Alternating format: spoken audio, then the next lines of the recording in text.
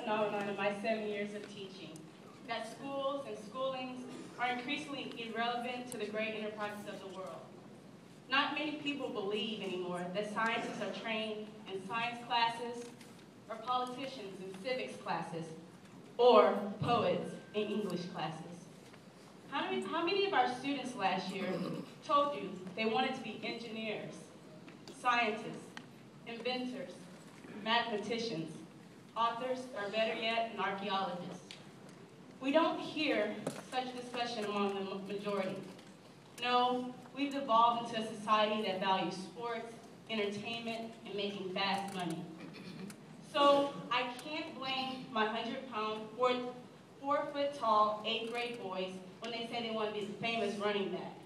Or I can't blame my tone-deaf, gangly 7th grade girls when they say they want to be the singers and the dancers. Why is that?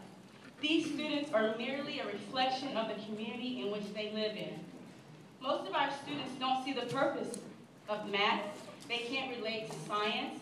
They don't see their heritage on the pages of our history books or in the writings of literature. Our students relate more to the faces on the local news stations, billboards around their communities, and reality network personalities. So do we, as educators, throw our hands in the air and give up? Do we throw in the towel and just go through the motions? Or do we find opportunities to inspire change? Do we ignore the social epidemic that plagues our communities? Or do we realize our place and band together to help shape the future for the better? There are two things that must happen in our classroom. Number one, we must reinvent ways to re-inspire our students. Teach them how to appreciate math, science, English, history, and electives in ways that they can relate. I know one thing. If you tell them that without math and science, hot Cheetos wouldn't exist, their ears would certainly perk up a bit. You can also take tips from teachers like our very own Miss Cheryl Saeed, who portrays moments in history through her quirky Jerry Springer skits and silly songs. Teachers like her have realized that with changing students comes the necessity to change methods. I urge you to discover your students are passionate about, and then use it in your classes. Number two, we must be intentional with the way we care about our students, because we may be the only positive role models they have. I know it sounds cliche, and we know the famous saying, people don't care how much you know until they know how much you care. But seriously, take a moment and reflect. Who's the one person you go to for advice when you need it? Who have you learned from more than anyone else in your lifetime? Were they know-it-alls? Were they inconsiderate of your feelings? Were they impatient with you? Did they say negative things about you?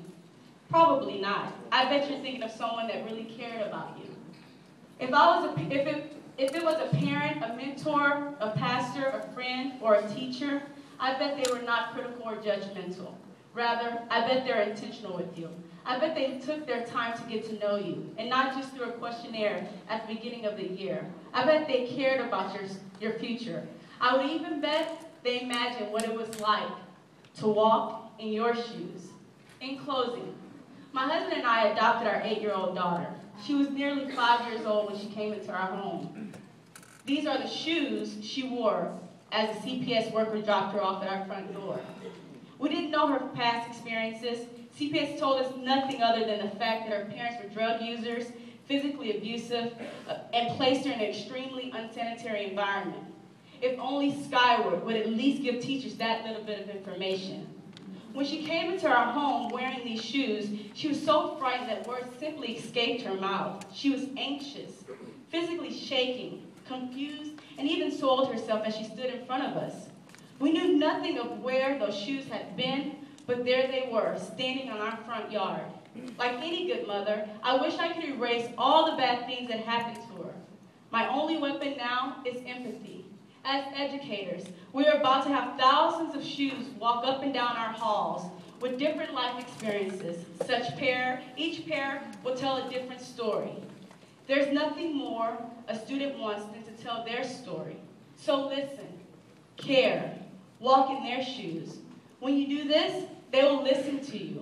They will care about what you have to say, and most importantly, they will learn from you. Have a great year. There you go. Go Blair! Go Blair! Go Blair!